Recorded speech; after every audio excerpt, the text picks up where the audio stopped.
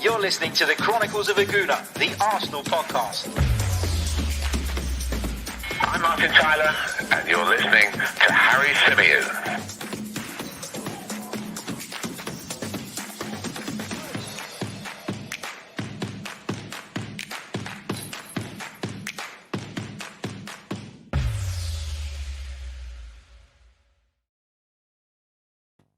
Hello and welcome back to the Chronicles of Gooner, the Arsenal podcast, part of the 90 Min Network, currently sponsored by our friends over at ProPrep. And on this edition of the show, we're going to be looking back on Arsenal's 3-0 win over Southampton. The Gunners get back to winning ways, and for the most part, it was a really, really impressive performance. We're going to be discussing the game itself. We're going to be discussing some individual performances. And of course, we're going to be talking about the big story regarding Pierre-Emerick Aubameyang, who, due to a disciplinary breach, was left out of the squad yesterday, as confirmed by Mikel Arteta. There's been a number of stories going around what exactly Pierre-Emerick Aubameyang might have done.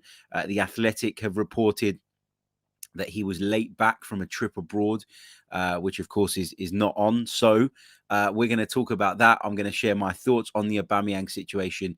And of course, we're going to get your take on the matter in the comments section below. Just want to apologize that there wasn't a post-match reaction podcast straight after the match yesterday. I had a family function, a family event, a special birthday party, which I was attending. So I literally went there from Emirates Stadium. So there wasn't a chance for me to get home. And by the time I got home, it was really late. And yeah, I wasn't in the podcasting mood. Let's put it that way. So we're back. We're here now. And we're going to bring you our usual schedule of content over the coming days. So really, really looking forward to that. Let me say a few hellos before we jump straight into it. Big hello to Steve, to James, to Merry Christmas, to John Knott, to Fala, to Arthur, who says it's 1 o'clock here in South Africa. Good afternoon to you and everybody else joining us from that part of the world. Hello to Henry, to Maginik, to Yona, to Ale, to Nathan. Hope you guys are good. Johnny tuning in from Rio. Must be loving it over in Rio. It must be better than it is here, weather-wise, surely. Big hello over to you, mate. And to everybody else in the chat box as well. Ekene, SP, David, he says, shocking, Harry. How dare you have a family thing on? I know, man. I took one Saturday off. I've been getting pelters for it. Big hello to Mohammed as well. Hope you're good, my friend. Asaf, hope you're good. He says, hey, Harry, catching you live on a morning run. You better keep me pumped. Should be easy after that performance. Yeah, you'd think so. Mint says, tuning in from sunny Barnet, just down the road. And, of course, to SP from India. Right, let's dive into it then. I think we should start with the Aubameyang thing. Let's get it out of the way. Let's deal with the elephant in the room. And that is the Pierre-Emerick Aubameyang situation. Now, look, we all know he's not been in the greatest of form lately. And I think for me, I've come to the point with Aubameyang that I've just accepted that Aubameyang is not the Aubameyang we had 2 seasons ago. I think we've kind of over the last 18 months started to see a decline in Pierre-Emerick Aubameyang's level of performance in terms of his outputs. And many would argue that that's to do with the way the team plays. Some would argue that it's to do with the lack of chance creation. And as a consequence, Pierre-Emerick Aubameyang is suffering from that, and his numbers have taken a dip, taken a drop off the back of that. But I would argue that actually Pierre-Emerick Aubameyang in front of goal is nowhere near as assured as he was, let's say, 2-3 seasons ago. And so, you know, it is a decline in terms of his quality. And that's understandable when you get to Pierre-Emerick Aubameyang's point in his career. You're talking about a 32-year-old. You're talking about someone who next year will be in his last year of Arsenal contract. And you're sitting there thinking, well, if his performances aren't as good as they were, there's not a great deal we can do about that as long as the effort's there. As long as he's putting it in. As long as he is turning up week in, week out, showing commitment, showing that he understands what it means to wear the captain's armband of this football club, showing that he understands just how big a role he has to play in the development of this team, you can live with the drop in outputs. You can live with the fact that he's not performing at the level that he once was. Now, I think all of us understand that the striker thing, it's an issue for Arsenal.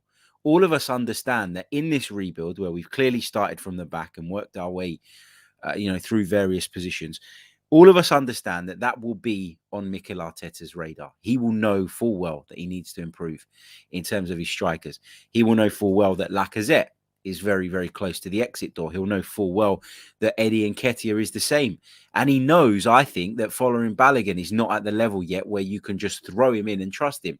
I think Mikel's coming to realise that Martinelli can be very effective from a wide position, perhaps not so much through the middle, not as much as some people suggested, not as much as I thought. I was one of the people that said a little while ago that when you look at Martinelli's skill set, he's someone that could probably do a job up front. I know I've digressed off of Aubameyang just there, but the point I'm trying to make is that we all know the striker situation is not perfect. But I think in Mikel Arteta and Edu's eyes, having two senior, experienced, seasoned centre forwards at your disposal,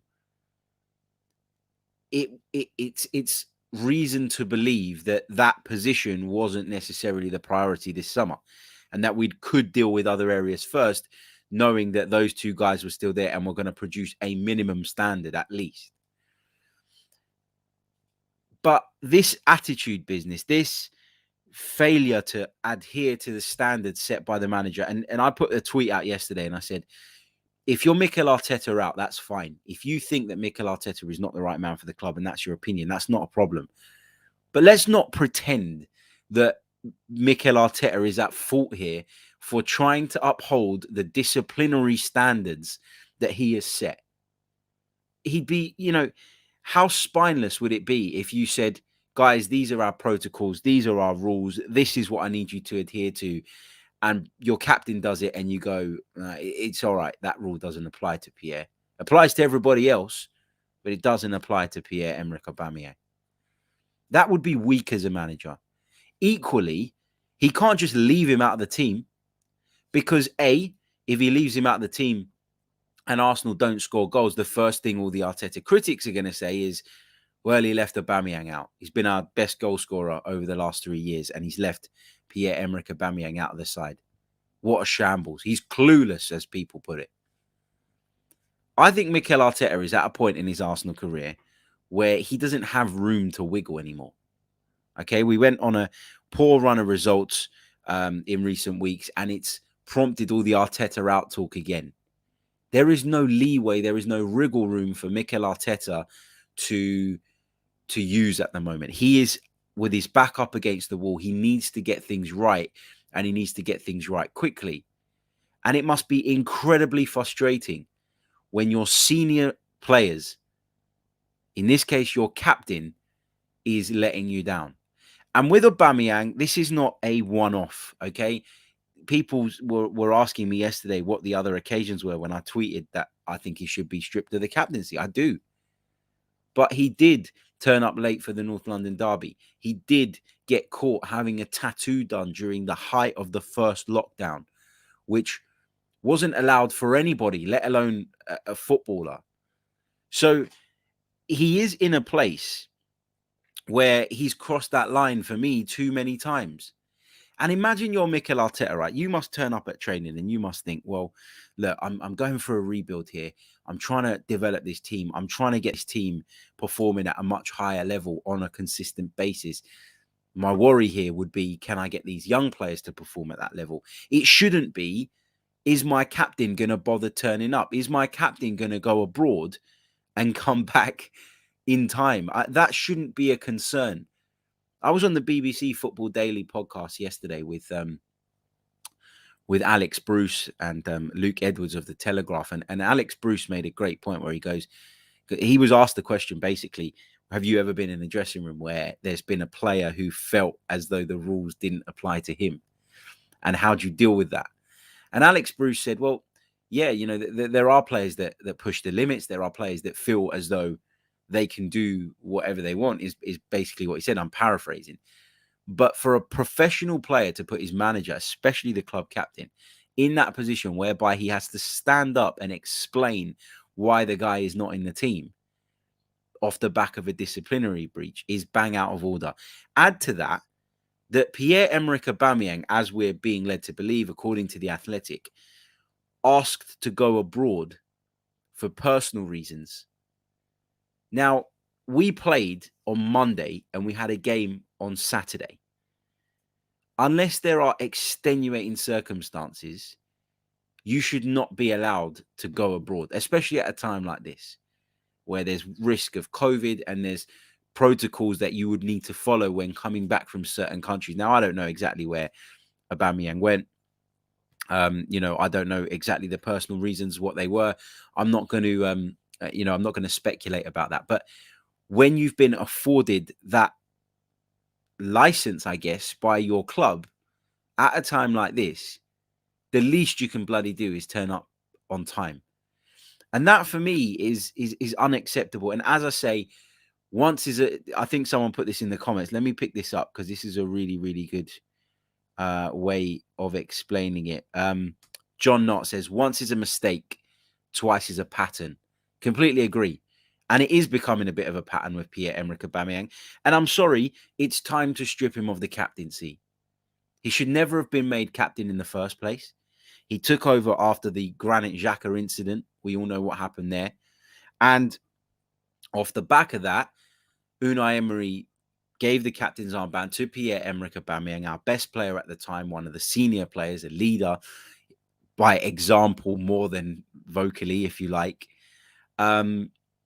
He took on the captaincy. I don't think he was ever the right man, but, it is what it is. You move forward with it. I think coming in as Mikel Arteta, it's very difficult to then go, oh, Pierre, I know you've been given the captaincy by a previous manager, but I don't think you're up to it. I mean, what does that do to the relationship between the player and the manager? So I understand why Mikel's left him there. And I've said throughout, if you want to get the max out of Pierre-Emerick Aubameyang, it's important that you keep him happy. We gave him this bumper contract. I'm sure being the skipper was a part of that negotiation. Remaining as the captain would have been something that he would have looked at and said, well, I can stay at Arsenal, I can be the captain, I can be the highest paid player, etc., etc. All of that probably appealed to Pierre-Emerick Aubameyang. But there comes a point where players make it impossible for you to still trust in them. There comes a point where players turn the situation toxic themselves by their poor actions. And a lot of people have been throwing the blame at Mikel Arteta, to my surprise, on social media, saying, well, he should never have come out and said that pre-match. He should never have come out and said that. No, he absolutely should. As fans in the modern era, as fans in 2021, the thing that we long for most in a lot of instances is transparency. So much is written, so much is said, so much is talked about around all sorts of topics that a bit of transparency is very welcome in football nowadays. And Arteta has been very open, very transparent. He didn't want to go into details, which I think was great. He didn't cross the line, but he made it clear that something was not right. He made it clear that all was not well with regards to Pierre-Emerick Aubameyang. And as a fan, I like that. I want my manager to, have the conviction to follow through on the punishment when he sees somebody breaking or failing to meet the standards that he has set. And two, having the balls to actually do it, is and come out and say, I should say, it is even bigger. And I like that. One thing you cannot say about Mikel Arteta is that he's not brave in his decision making, is that he's not bold. He is. And all successful people back themselves and back their thinking and back their mentality. And I think that with Mikel Arteta, although there are still question marks around various elements of his management, I don't have a problem with him having this no-nonsense attitude when it comes to players failing to adhere to the standards. And look, it doesn't matter if it's Aubameyang, it doesn't matter if it's Rob Holding, it doesn't matter if it's Callum Chambers, it doesn't matter if it's Martin Ødegaard. The punishment and the rules should be the same for everybody. And it's refreshing to see a manager come into a club where the culture for years and years and years has been rotten. It has been rotten to the core. And look, changing it was never going to happen overnight. There are still players at the football club who were part of a really poor culture that was kind of allowed to grow within the Emirates Stadium for a long, long time. And now we've got Mikel Arteta here, who, yeah, is still developing as a manager, still learning on the job in a lot of ways, but has ultimately made his decision, set his standards in terms of what people need to deliver around discipline, effort, etc., etc., and followed through with a punishment that seems, by what we've read, just. And I'm sick of it with Aubameyang now. You know, this stuff's becoming tiresome. It's happened too many times for me now. It's clear that we're not going to see the best Aubameyang again under Mikel Arteta. It's clear the club back Mikel Arteta. Therefore, let's move on from him. You know, if he goes into the final year of his contract next season, if somebody's interested in January, move him on. If somebody's interested in the summer, move him on. I mean, initially I'd have said, wait till the summer. Initially I'd have said, keep hold of him until that point. He can still bring something to the table. But if he's causing problems behind the scenes, if he's not, if he's not adhering to the standards, then sorry, but get rid of him. Get rid of him. What I would rather, and I know this is, a controversial topic, but I'd rather watch players that are committed and developing and learning, who I'm invested in, than watch players who are clearly swanning around, taking a fat paycheck, who have shown effort on the pitch in some ways in recent weeks. And I've been one of the first people to praise Aubameyang for his increased work rate, etc., etc. But it just shows a distinct lack of respect, not just for your manager, but for your teammates and for the supporters who, quite frankly, Pierre, pay your wages. It's a lack of disrespect. It's horrible. It's happened one too many times. If there was a genuine and valid reason for his delay in return, I'm sure that Mikel wouldn't have done what he did. I think you've got to trust the manager's integrity in that sense, because I know there's people saying, well, how do we know that it was Aubameyang's fault that he was back late? I mean, these guys fly private, man. These guys do what they want. And as I say, I'm sure if there was a genuine and valid reason as to why, Pierre-Emerick Aubameyang's return was delayed, then I'm sure Mikel Arteta wouldn't have gone as big as he did on the whole incident. So that's my view on it. Mikel Arteta, absolutely right, in my opinion, to punish Pierre-Emerick Aubameyang, and also right to make it public, to send a message to the player, to the rest of the players, and to the fans who, a lot of the time are blindly kind of backing our players and always looking at the manager when things go wrong. It's a message that tells us that, listen, how much work can be done behind the scenes if key people are not invested. And, I thought that there looked to be a good spirit in the team yesterday. I'm not saying Aubameyang impacts that in a negative sense, but it didn't seem to bother Arsenal, I didn't feel, that Aubameyang wasn't there. And, there will be games where we miss him. But, this is the situation now. He has to come out and make amends. He has to come out and apologize. And if he does, then you can maybe draw a line under it and continue to use him as a player and continue to have him as a key part of your squad. But regardless of whether he apologizes and makes amends in terms of his performances in the upcoming months, I want to see him stripped of the captaincy. It's happened time and time again. And yeah, it's not on. It's not on. If I didn't do what I was required to do in my day job or any job, I wouldn't have that job anymore. I'd be sacked. And why is it that, just because you're a footballer doesn't mean you can't turn up to work, doesn't mean that you can just do whatever the hell you want and completely ignore and disregard any sort of rules put in place. So look, really disappointed in Aubameyang, and I'm really, really glad actually that it didn't affect the team yesterday. Didn't affect the performance, didn't affect the result. And we'll come on to talk about that in just a few moments' time, because I know that is the thing that is definitely the thing I really want to focus on, the performance, certain aspects of it. But we had to talk about the Aubameyang thing. It's the elephant in the room. And I think my stance on it anyway is pretty clear. Strip him of the captaincy if he shows remorse, if he apologizes, and you want to use him as a member of the squad and as part of the team, then do so. But for me, the captaincy thing has run its course now. this has happened too many times. Would taking the captaincy off of Aubameyang turn him or put him in a bigger strop and put him in a place where he's performing at an even lower level? Well, if so, then you leave him out of the team. Honestly, I don't care.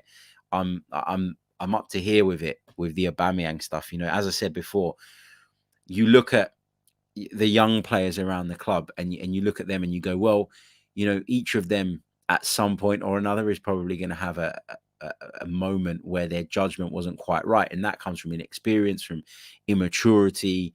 You know, like I'm a 31-year-old guy and I still act like a 12-year-old sometimes. So I know that we can be immature, right? But when it's your captain, someone who has huge responsibility, I don't think it's acceptable. And as I say, mistakes happen once, maybe even twice, but this has happened more than that. And as was put so brilliantly in the chat by John Knott, it's becoming a bit of a pattern, and that simply isn't good enough. I can see that there's a few people in the chat sort of who disagree with me, actually, who feel as though, you know, the manager is to blame here. I don't think that you can blame the manager. I mean,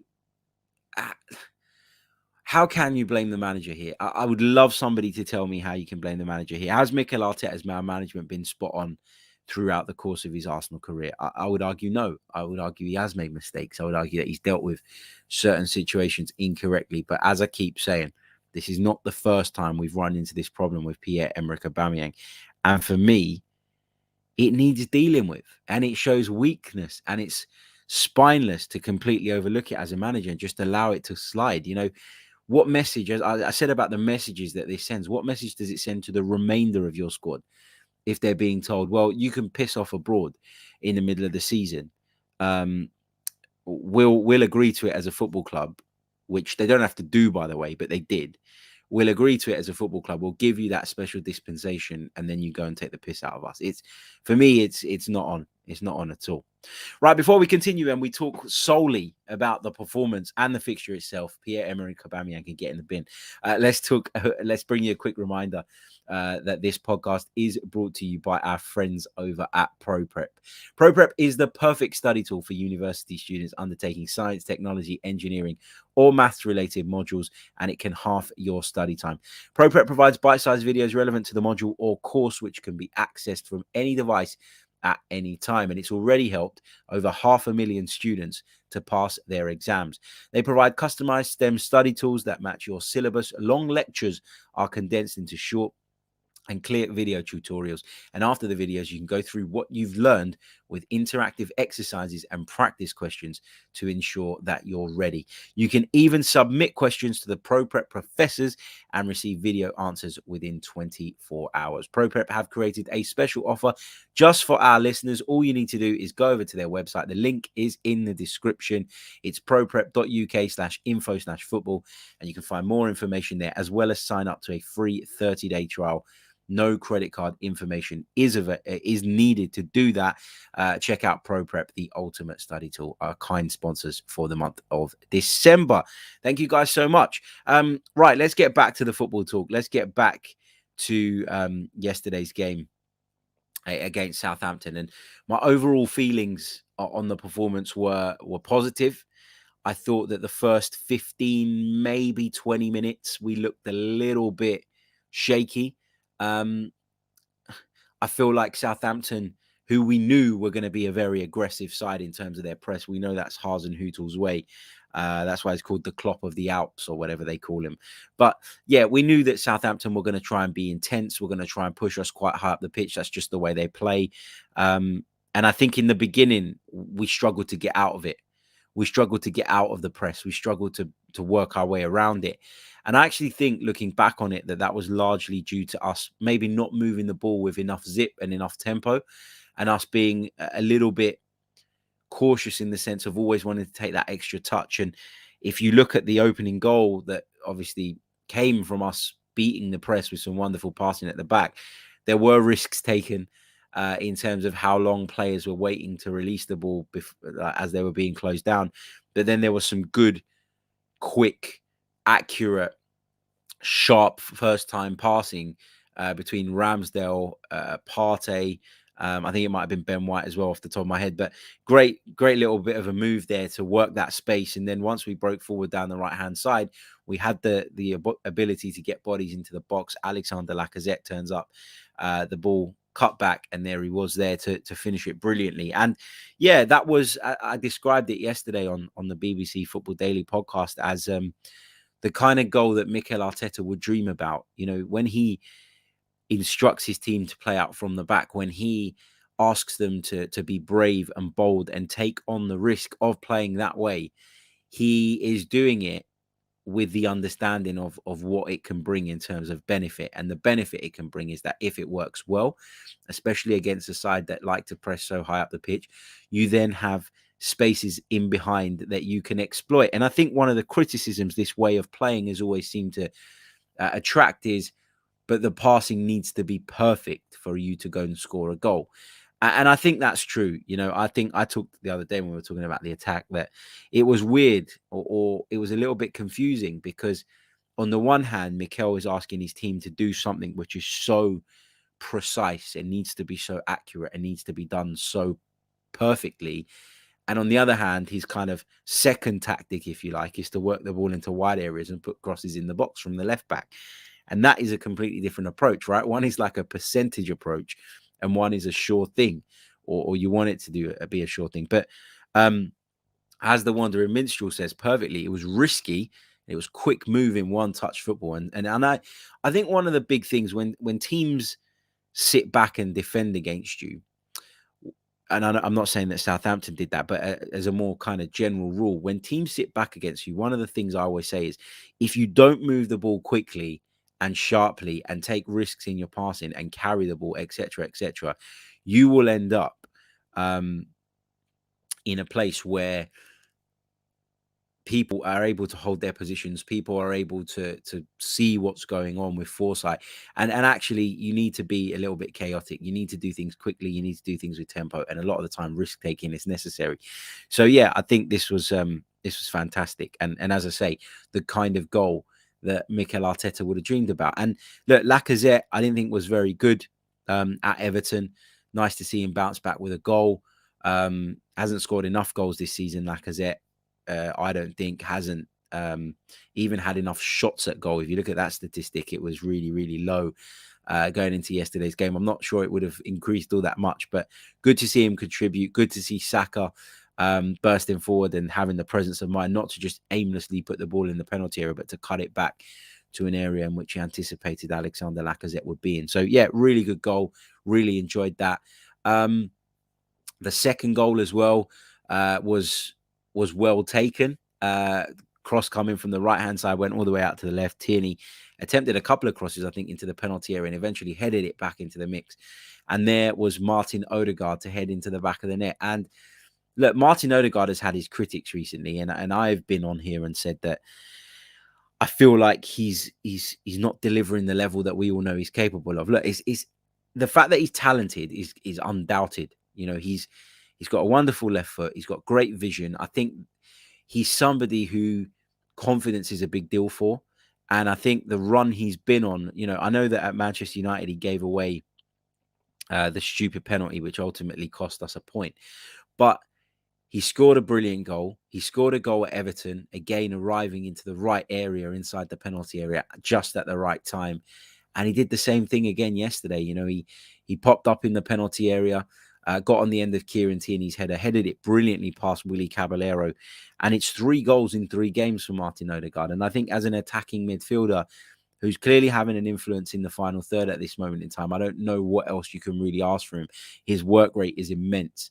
There was a situation in the first period where Southampton managed to create a shooting opportunity. I think it was Armstrong out on their left-hand side. And you just see Martin Ødegaard tracking all the way back from the middle of the pitch to essentially help out Takahiro Tomiyasu. And he is incredible in his work rate. He's incredibly talented. And I feel like at times he struggled from a lack of confidence. I think we at times as a fan base have been overly harsh on him. We look at Martin Ødegaard. We look at how long he's been in football. We look at how long he's been around the kind of high-profile clubs. He joined Real Madrid at 16 years old, and it's very easy to forget that Martin Ødegaard is still incredibly young and still a player finding his way. Although he was at Madrid for all that time, the majority of the time he spent out on loan with other clubs playing a lower standard of football, and he's now in the Premier League, and it doesn't get much tougher than that. I just think that with Martin Ødegaard, we need to be aware of his situation as well and understand that when we're talking about other players and their need to develop, and the fact that that will inevitably bring inconsistencies and how we should remain patient with those guys, Ødegaard certainly falls into that category. Forget the price tag, forget the fact that he come from Real Madrid. He's a young player still developing. And really, really enjoyed his performance again. The third goal, Gabriel, great to see Gabriel being really, really effective from set pieces again. Had a goal disallowed prior to that as well. I think for me that the best part of the game, and I know we got the first couple of goals in the first half, and then of course Gabriel added that third, and then it went a little bit well, we didn't push on and get a fourth and a fifth. That's fine, not a big deal. But I think there was a period at the start of the second half. I think it was from the 45th minute to about the 67th, 68th minute, where I just thought Arsenal were unreal. We were moving the ball with such zip, such tempo, such confidence that people were, Lacazette was flicking the ball over people's heads. Martinelli was like an absolute machine coming down that left-hand side. He's another player I'll come on to talk about individually in a moment. You had Thomas Partey stepping further forward and being a lot more kind of controlling than he has been in recent weeks. We struck the woodwork a couple of times, first through Martinelli. Wonderful effort, really deserved the goal. Incredibly unfortunate not to get it. Bukayo Saka struck the woodwork as well. And that period was, you're sitting there and you're going, this is what Mikel wants. This is what Mikel's asking for. This level of intensity, this level of aggression, this level of pressure. And you could see him on the sidelines. He was being fueled by it. He was waving people forward. The crowd were up on their feet. The atmosphere in the stadium during that period was immense, and I really enjoyed it. And that was kind of the best period of the game, I would say. But interestingly, are we able to perform like that for 90 minutes every week? I don't think you can. I think very few teams have the fitness to be able to do that over a period of time, and it's why you seem to see Arsenal play in spurts a little bit. In an ideal world, you'd like to be in a place where you could do it for longer patches than just 15, 20 minutes. But at least we're starting to see what it is that the idea is now, and what it is that the intention is. A couple of you saying in the chat that it's only Southampton. Inter says, yeah, I agree. Let's not get gassed over Southampton. Yeah, and I'm not getting gassed. I've said to you guys time and time again, my expectation of Arsenal this season is to finish in the top six. Losing at Man United, losing at Liverpool didn't change that. Equally, winning at home against Southampton doesn't change that. I'm not going to go big one way or the other based on individual results. I think that's something you need to be wary of doing. I think people did feel like that earlier in the season, and I think it's why the defeats at Old Trafford and Anfield and then Everton felt like a massive kick in the stomach to people. But ultimately, as I said before, the remit hasn't changed for Arsenal. It's about getting back into Europe. I know people will say they don't accept that they want to see us challenging for the top four. That has to be the minimum goal. It's the main goal. It's the goal. It's the ideal scenario. It's the ideal way we could finish this season, but it's not the likeliest outcome, is the point I guess I'm trying to make here. So top six is sensible in terms of a prediction, in terms of what you expect. And we're in a great place to hopefully challenge for that right up until the end of the campaign. So I'm not getting gassed because it was Southampton. I'm pleased with various elements of the performance, though, and you have to be. I touched on Martin Ødegaard. I want to touch on Gabriel Martinelli because I thought he was the other star of the show yesterday. As I say, really unfortunate not to get his goal, struck the woodwork, but was so intense, was so hardworking, was so effective in terms of just wanting to beat people, wanting to take people on, just being so direct in picking up the ball and just driving into the penalty area and trying to make things happen all the time.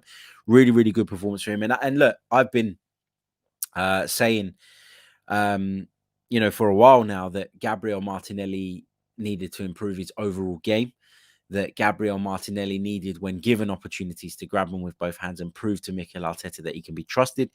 And I think in the last couple of fixtures, or in the last few weeks, he's done that brilliantly. Wasn't so good at Everton, but obviously, gave a good account of himself against Newcastle with that wonderful goal when he came on, and was brilliant again yesterday. The goal for Gabriel, I remember turning around when the goal went in to my mate next to me, and I said, that was a goal made in Brazil. Martinelli's delivery and Gabriel's header at the near post. But another element of Martinelli's game, I thought that was on show yesterday that maybe hasn't been, maybe we haven't had a chance to have a good look at it, was his set piece delivery. I thought his corners yesterday were magnificent.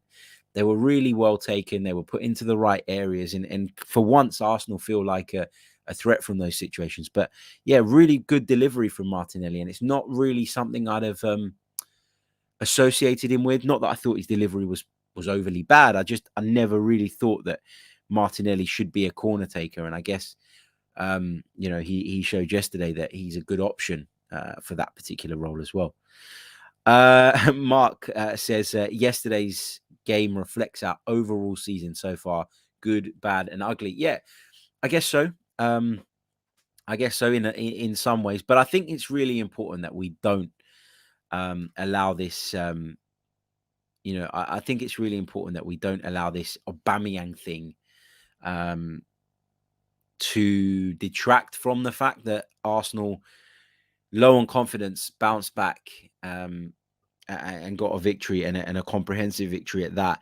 I do agree with you. There were elements in the game that weren't great either. The first 15, 20 minutes was kind of poor and kind of ropey and not what we'd have liked it to be. But what I would say is this team are going to have these moments. There are going to be ups and downs. And I keep saying that because I genuinely do believe it to be true. I genuinely believe that we're not the finished article. I genuinely believe we're still quite away from being the finished article. Therefore, my standards that I set, and people always say to me, "Oh, you're accepting mediocrity. You're happy when you beat Southampton, but you should be bloody beating Southampton." The point I'm trying to make here is, if you have an opinion on where this team are at, so for example, the people that are in the chat and constantly say Arsenal shit, the manager's shit, the players are shit, etc., etc., then if that's your opinion, whether that be that all three of those elements are not where they need to be, or just one or two, then surely your standard has to reflect your view on that team, right? You can't have a standard of Arsenal need to finish in the top four this season, and then with the same breath tell me that the manager's crap, the players are crap, and that the tactics are crap. That's what I'm trying to say. It's not being deluded. It's not being accepting of poor standards. It's about understanding where we're actually at and then adjusting your current standards accordingly. Let's see what else we've got. You know what? Let's chat a couple more bits and then we'll take some questions in the chat box. So start popping your questions in. Pop a queue in at the beginning of those so I can find them a little bit easier. I've just realized that I can highlight questions on StreamYard, which is wonderful because then I don't have to scroll through and look for them because that does drive me mad. It's one of the hardest bits of doing this live. Is spotting a good question while you're talking about something else, making sure you remember or process who wrote it, and then being able to go back through the chat and find it. But there's a highlight button. Maybe that's always been there and I just haven't noticed it. I don't know. Anyway, Martinelli, very, very good. Ødegaard, very, very good. Saka, effective as well. Kieran Tierney looked a bit better yesterday. Tomiyasu, very, very good game. I thought White and Gabriel were good at the back. In the midfield, I thought Xhaka was a little bit sloppy in the first half, a little bit sloppier than he normally is in terms of losing the ball in areas where he really shouldn't. And I know he seems to do it sometimes, and he does have those brain fart moments. And unfortunately for him, they often lead to goals. But he gave the ball away a couple of times in midfield yesterday, which was a little bit disappointing. So, Yeah, he wasn't amazing yesterday, but he is still coming back from that long-term injury, thrown in after a couple of months at Everton the other day, and that was that was not ideal in my opinion. Thomas Partey alongside him, I thought was low-key good yesterday. And what do I mean by low-key good? I don't think he pulled up any trees. Like, I don't think he went out there and completely took the game by the scruff of the neck and controlled it, but he looked a little bit better. He looked a little bit better than he has done in recent weeks. So yeah, delighted. Delighted with the performance. Aaron Ramsdale again made a couple of smart stops, but the highlight of Aaron Ramsdale's game yesterday has got to be that clearance where he looked for Gabriel Martinelli on the left-hand side. I don't know if they showed it on Match of the Day because I haven't watched Match of the Day yet, but I've seen the highlights of the game back, obviously, but just not on Match of the Day. But he got the ball in his hands and he sort of dummied to throw it at Martinelli, allowed him to then get on his bike, looked as though he might be doing something else, and then just launched this driven kick out towards the left-hand side, which Martinelli brought down brilliantly, but unfortunately couldn't make much of it. But yeah, great stuff from Aaron Ramsdale again, as always. Right, let's take some of your questions from the chat box. Mikey B, is there evidence that Auba has been developing Martinelli from the raw, unstructured... Sorry, let me start that again. Is there evidence that Arteta has been developing Martinelli from the raw, unstructured player that we once knew? Yeah, I think there has been. And look, again, it's just that the proof is in the pudding, isn't it? It's so easy to react to stuff really, really quickly and go over the top about it and go overboard and be overreactionary. And I do feel that when Martinelli was, not featuring too frequently last season off the back of coming back from a really long-term injury, I think that the knee-jerk reaction or the knee-jerk response to him not being in the team was, oh, Arteta doesn't rate him. Arteta thinks he's shit. Arteta thinks he's crap. That's absolutely not the case. Arteta, based on what we're seeing from Martinelli now, in terms of what you mentioned there, Mikey, the kind of structured side of his game, he's come on leaps and bounds, and that has to have come from work on the training ground. Now, if you don't care about a player and if you don't believe in a player or fancy the player in terms of him going on to be an asset to you, then you don't spend that time and you don't spend that focus, not as much focus. He's done brilliantly. He's been given his opportunities. He's clearly developed. And off the back of that, he's getting his reward with game time. So, yeah, I think you could certainly make a case that that Mikel has done a decent job there. Inter says, do you genuinely believe there will be an upturn now, or will it be the same old roundabout crap? Define upturn, because upturn for me is dependent on the run of games that we've got, because there are teams in the Premier League that we're better than, and there are teams that we're not. And that's how simply I look at that particular thing. Look, I've said it before, Southampton, victory there. We take on West Ham at home on Wednesday. Look, we could win that game. I know West Ham have had a good season, but there's no reason why we can't beat them at the Emirates Stadium. Then we play Leeds, who are struggling this season, riddled with injuries, really unlucky to lose at Chelsea yesterday, but they've not been the Leeds of last season.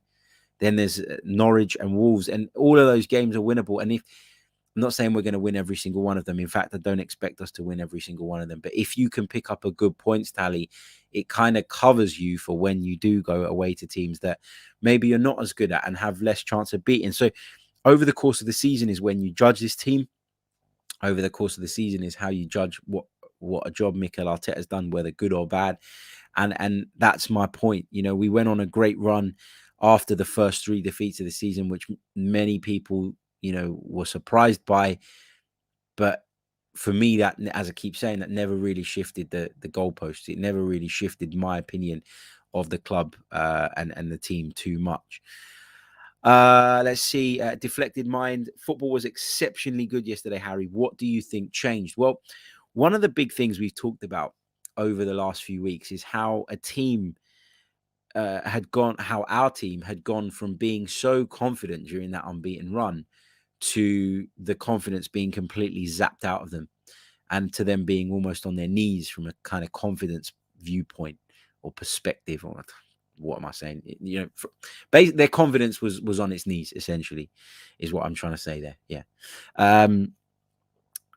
But after we scored that first goal yesterday, it was like it all come flooding back. And it just goes to show that, when we talk about Arsenal's attack being not very kind of creative, not very spontaneous, not very fluid, although an element of that is tactical, and although an element of that is down to Mikel Arteta and the structure with which he asks the team to play, a lot of it is just purely down to confidence. And it's, having the confidence to take on the man, having the confidence to play the riskier pass, having the confidence to ping the ball at someone because it's the only way you get it to them, and trusting that they'll be able to bring it down and control it, knowing where your runners are going to be. All of that stuff, it's to do with confidence. And when you see the game flowing the way it did after, particularly in that period I mentioned at the start of the second half, that was everybody kind of with the bit between their teeth, the crowd behind them as well, and feeling as though they were completely in control, they were dominant, and they can go on and really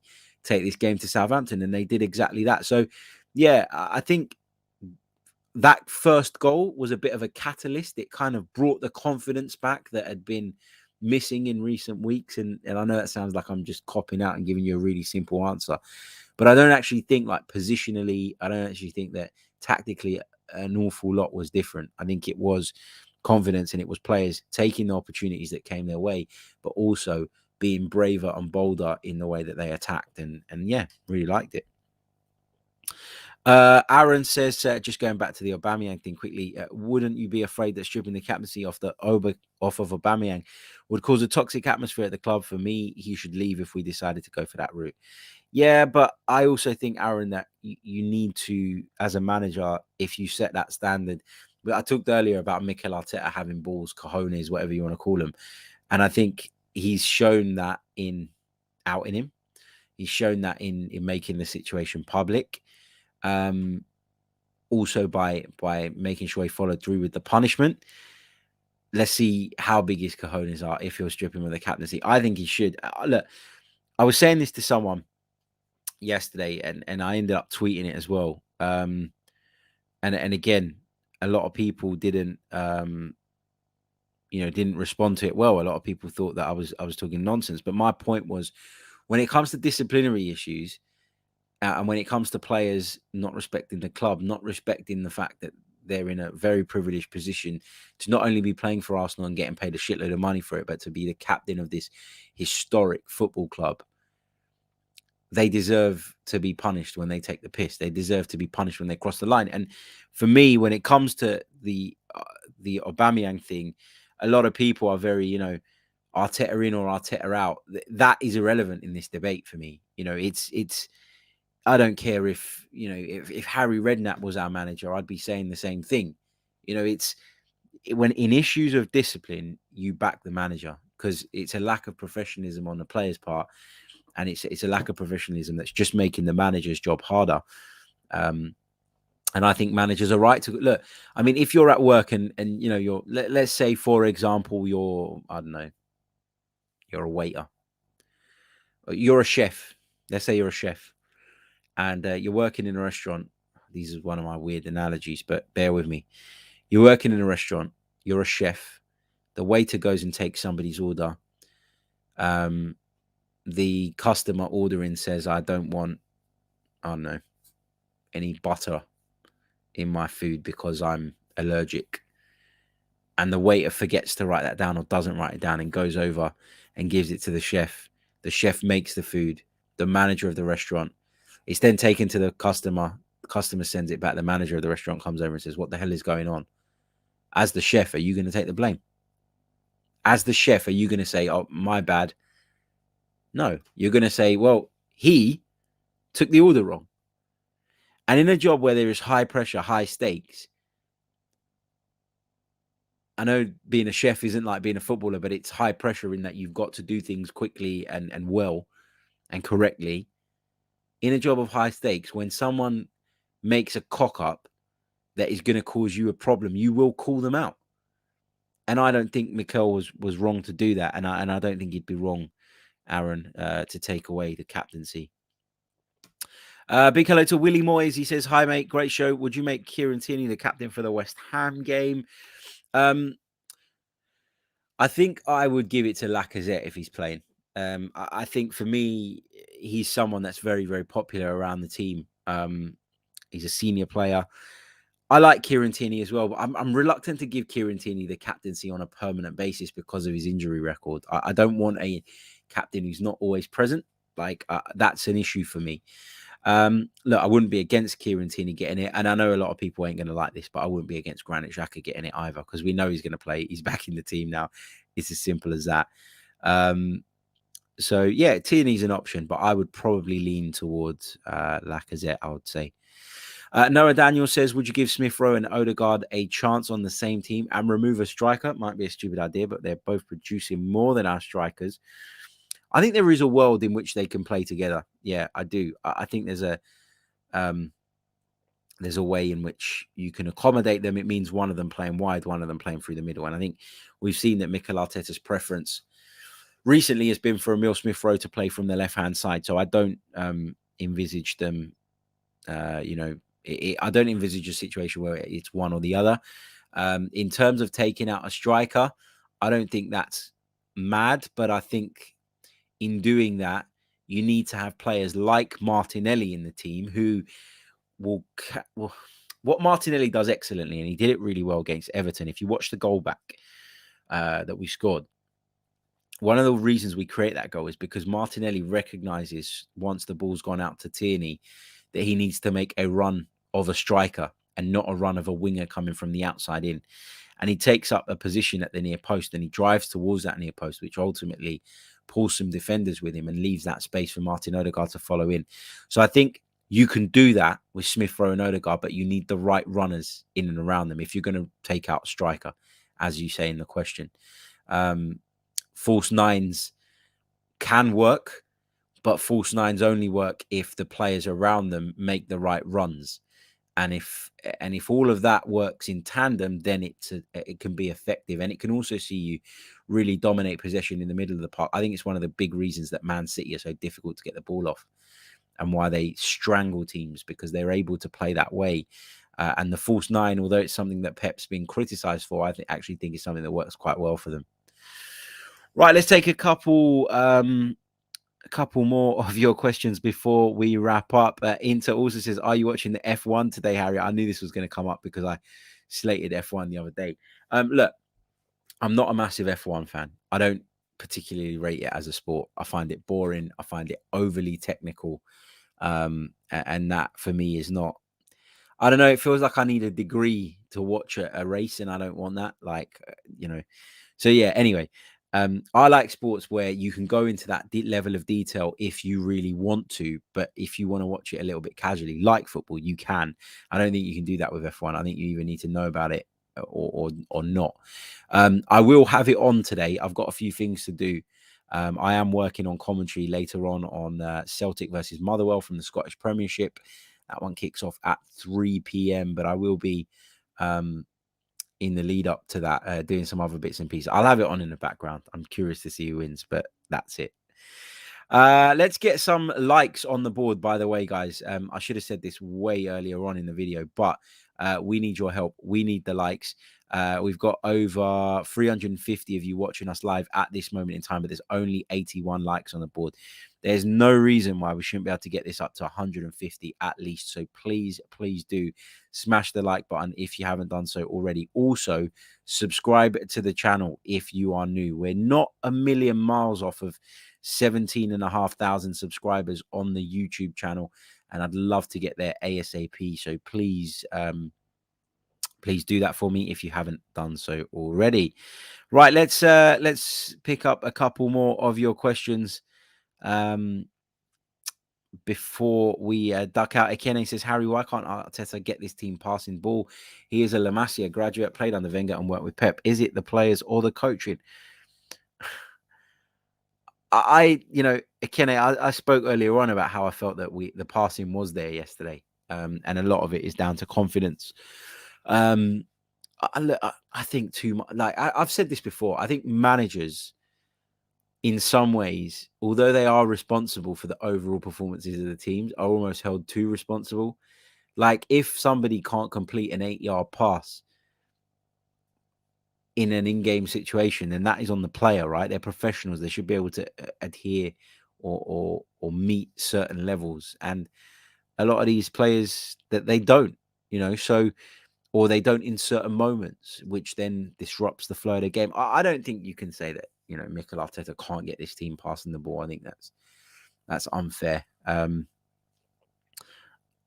I think that a lot of the poor performances have been as a consequence of the players not hitting the standards required. Look, Arteta's made mistakes. I'm not ever like shying away from that. He's made loads of mistakes, but you can't praise him loads for yesterday, but then slag him off loads when we lose at Everton. When I don't believe that in the lead up to the game, in the dressing room before the game, at halftime and after the game, his message would have been that much different. That's the point I'm making. Jay Dubia says, Harry, truth is, as a fan, we should be happy when we beat anyone. What's the point in being a fan if you can't celebrate winning or having victories with caveats? I enjoy every win. Yeah, me too, mate. And I completely agree with you. This is a great point. And somebody had messaged me this yesterday. And I did think at the time that it's something I should mention. And I completely forgot. So I do apologize. But it's an important point. I mentioned to you guys on the podcast a little while ago how kind of sad I was to hear of the passing of Ray Kennedy, former Arsenal man, former Liverpool man as well. And in that week, Liverpool did a minute's silence, a minute's applause, minute of appreciation, whatever way you want to look at it, for Ray Kennedy. Obviously, he had a great career at Liverpool, but he spent some time at Arsenal as well. Had a good career at Arsenal too. And I was surprised that in our first home game following his passing, that there was nothing done by the club. I think that was disappointing.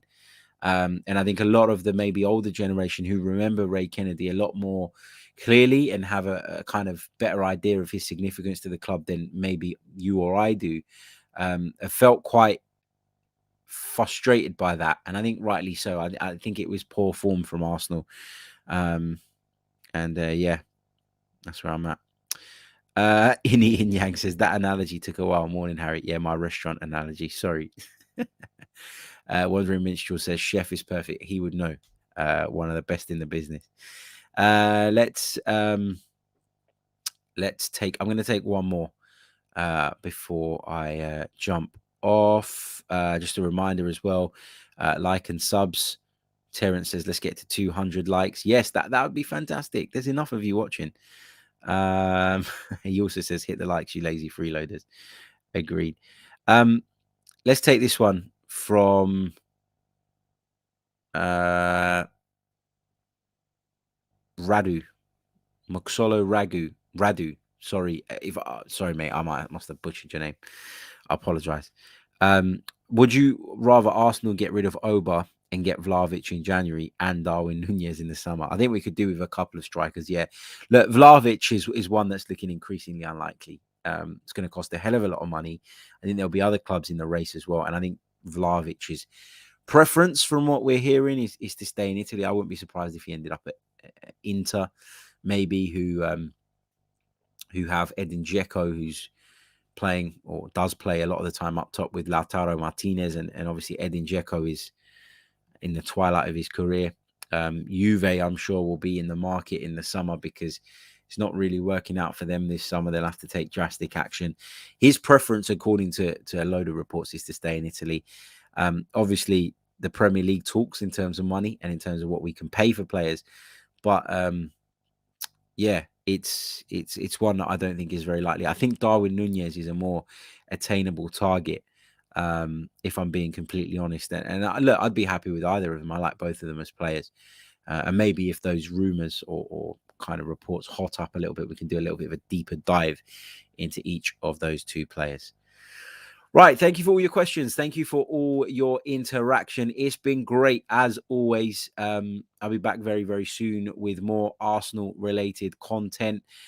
We are on 112 likes. Let's get to 150 by the time the outro plays. Thank you all so much for your support. Thank you to ProPrep for sponsoring the Chronicles of a Gooner podcast. And we'll be back very, very soon with more.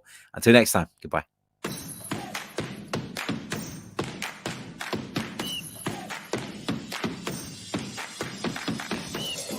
You're listening to the Chronicles of Gooner, the Arsenal podcast.